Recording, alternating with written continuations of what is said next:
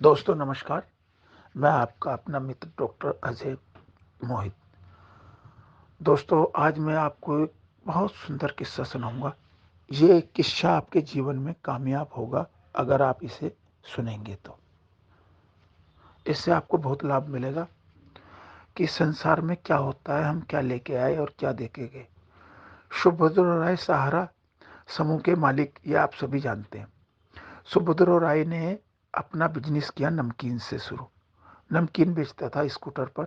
अपने दोस्तों के साथ मिलकर उसने एक अपनी छोटी सी इन्वेस्टमेंट कंपनी बनाई। और ये आप सभी को पता होगा कि कैसे कैसे उसने पैसा इकट्ठा किया और पैसा इकट्ठा करके वो कहां से कहां तक पहुंच गया।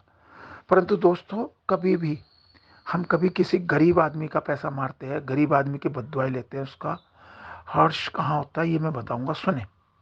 2004 के अंदर सुभद्रा राय ने अपने लड़के की शादी करी जिसमें 500 करोड़ रुपए खर्च किए गए। आगे एक छोटी सी और बात बताना चाहूंगा। सुभद्रा राय की पत्नी का नाम स्वप्ना राय और इसके बेटे का नाम सुशांत राय। दो बेटे हैं, दूसरे बेटे का नाम मुझे पता नहीं।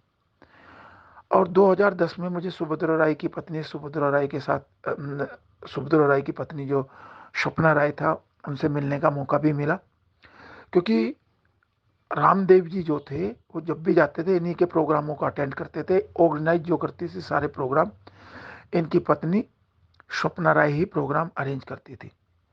तो मैंने नेहरू पैलेस में समय गुजारा उनके साथ। पर तब तक मुझे पता नहीं था ये क्या है क्या नहीं, पर हम तो नॉर्मल से व्यक्ति थे।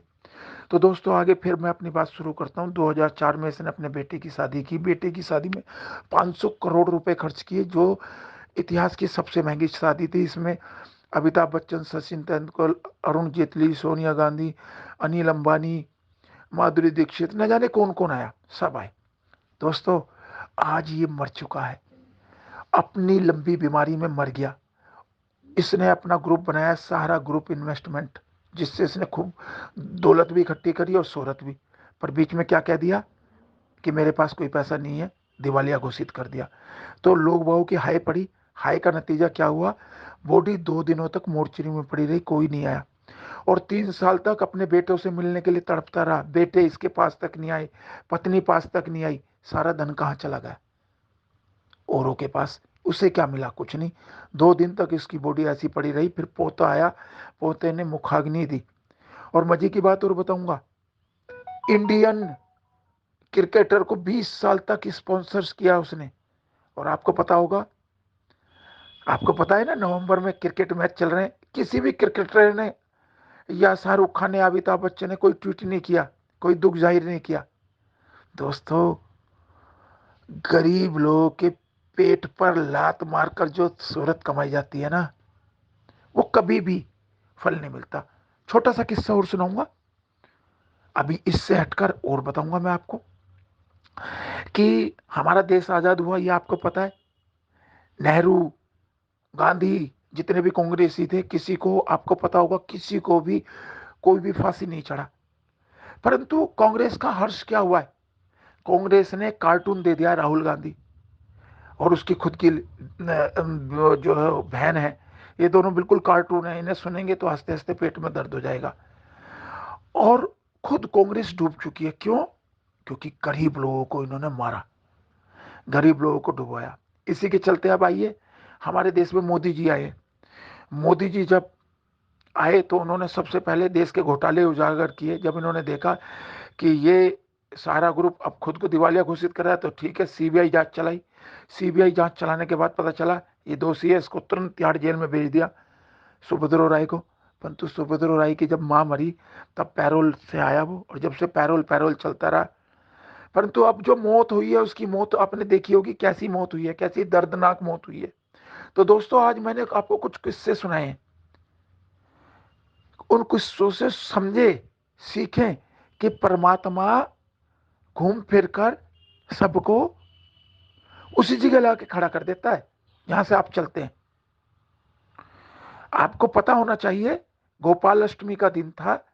इंदिरा गांधी जब अपने पूरे स्वभाव में थी, पूरे गुरूर में थी, तो इंदिरा गांधी ने साधु सन्यासियों पर गोलियां चलवाई।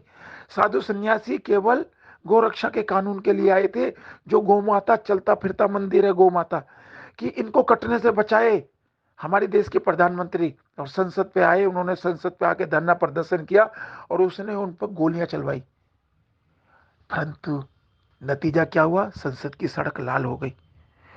जिस गौमाता के लिए उन साधुओं ने संघर्ष किया वो दिन था गोपालाष्टमी।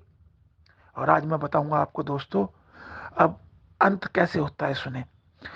सबसे पहले मौत हुई इंदिरा गांधी के पुत्र की, संजय गांधी की। संजय मरा आकाश में, दिन था गोपालाष्टमी। उसके बाद मौत हुई इंदिरा गांधी की। इंदिरा गांधी मरी आवास में, दिन था गोपालाष्टमी। और दोस्तों उसके बाद अंत हुआ राजीव गांधी का। राजीव गांधी मरा मद्रास में, दिन था गोपालाष्टमी। तो मैं ये चाहूंगा आपसे बताना, इस कहानी का अर्थ या इस ऑडियो का अर्थ इतना ही है कि गरीब का दिल ना दुखाएं।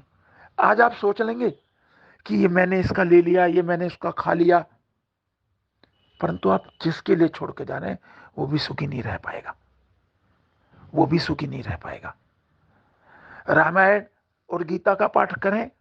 रामायण और गीता का जब पाठ करेंगे तब आपको पता चलेगा किस प्रकार शिव का विवाह हुआ, किस प्रकार श्री रामचंद्र जी का विवाह हुआ, किस प्रकार असुर शक्तियों से श्री रामचंद्र जी लड़े।